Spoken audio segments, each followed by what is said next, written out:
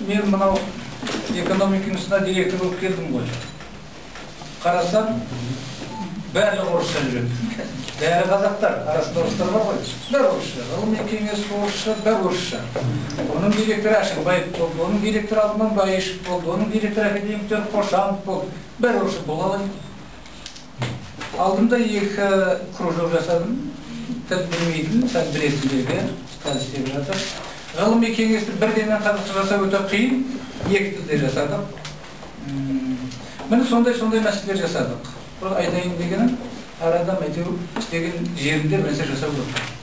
Сөйтінде дүниежүзінің классиктері бар экономикадан.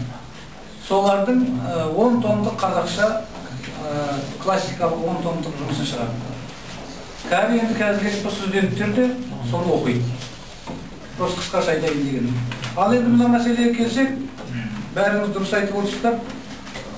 Бір нәрсе керек, осыған үлкен талжоқ болады, мына кризис сияқты, бірақ басқаша. Соны ойлауымыз керек. Қалай жасаймыз осы мәселені? Мысалы, бір үлкен талжоқ болу керек. Мен ойлап отырмын. Жаңа азаматтар айтып отыр. Біз қорқамыз. Дүниежүзінің стандартын қарау керек. Айтып отыр ғой, басқа мемлекеттерде керек болса осындай деді. Керек болса ООН-ның ЮНЕСКО деген нелері бар, ұйымдары бар.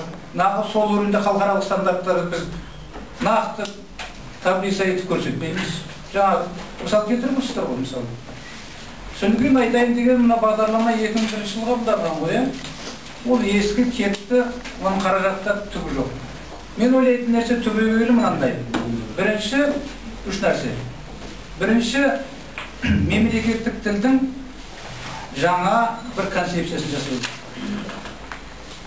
Негізгі идеясын жаңа халықаралық стандарттарға айтып отыр, соған келтіріп, мемлекеттік тілдің жаңа концепциясын жасау. Ол үлкен емес, концепция деген бір көп болса 6-7 бет. Бірақ түбегейлі болу керек. Керек болса заңы сол концепцияға жүгінеді. Содан кейін заң шығады. Былай айтқанда, логика осындай. Заң шығару жолы. Мен осыны шығару керек, жасау керек. Өте күшті концепция болу керек. Ол үшін жұмысшы тобы болу керек, заңгерлер болу керек, білімді азаматтар болу керек. Керек болса, қалталы азаматтар спонсор жасасын, қазір болмайды ғой. Ол патриот бола бітті, керек болатын болса, сондай жасау керек. Мен осы бір идея. Ол түбегейлі. Екінші, мынау конституцияға мемлекеттік тіл заңы, жай заң. Бұл конституциялық заң болу керек. Конституциялық деңгейде бар заң болу керек. Мысалы. Сондықтан мемлекеттік туралы жаңа заң керек. Жаңа. Міне осымен тікелей айланысу керек. Тура заңмен айланысу керек. Жаңа концепция жасау керек, и заңмен айланысу керек. Бұрынғы заңды алу керек.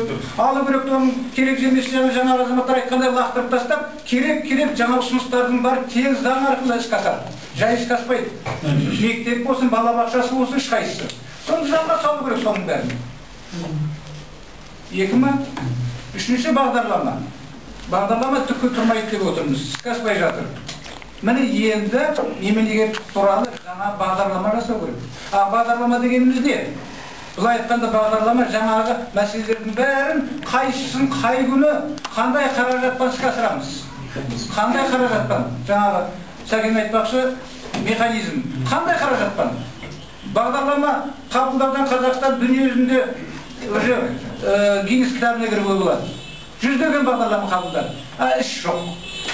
Ал шетелде бұлай.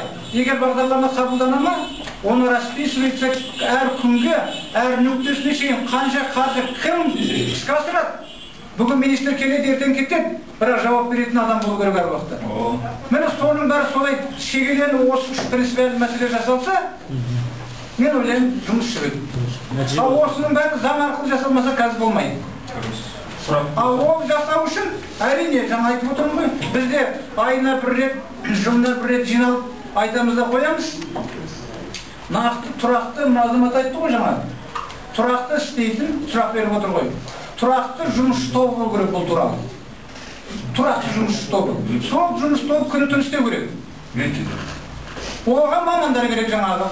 Мамандар отырып істесін. Түсіну керек. Ана біз халықаралық конференция ұйымдастырмаймыз осы мемлекеттік тіл туралы. Басқа елдің де тәжірибесін көрейік, мемлекеттік тілдерінің тәжірибесін халықаралық ұйымдастырайық. Сонда алардың алдында біз түк көтермей қаламыз. Жаңағы мысалдар келтірді ғой енді. Халықаралық конференция ұйымдастырайық. Тыңдайық, қай мемлекетте, қалай мемлекеттердің өздері қолдап жатыр екен. Халыққа қажет жоқ медиа бірдеңе дүние ұйымдастырады. Медиа форум сияқты. Міне осыны мәселе айтып отырмын ғой, үлкен деңгейде осының бәрін қойса деген ойым бар. Айтпаса қараңыз, 140 миллиард кеше кадр дайындауға ақша бөліп жатыр. Мына кадр деп 140 миллиард. Ішінде тіл туралы бір сөз бар ма? Ақша бөлінеді, тіл туралы ештеңе сөз жоқ. Ана осы модернизация экономика деп жалпы әлеуметтік мәселеге 640 миллиард ақша бөлініп отыр. Тіл туралы бір сөз жоқ керек болатын болса. Тілге бөлінбейді. Құра шейін ана жерде бір-екі адамды қойып қойған, ойбай тіл деп айтыңдар дейді бұл администрация президенттің жанында. Жаңа шетін адам жоқ. Себебі басшылардың бәрі өзіңіз білесіздер, қазақша сөйлемейді. Мені түбегейлі жаңа үш мәселені жасасақ, мен ойлаймын, жылжытуға болады.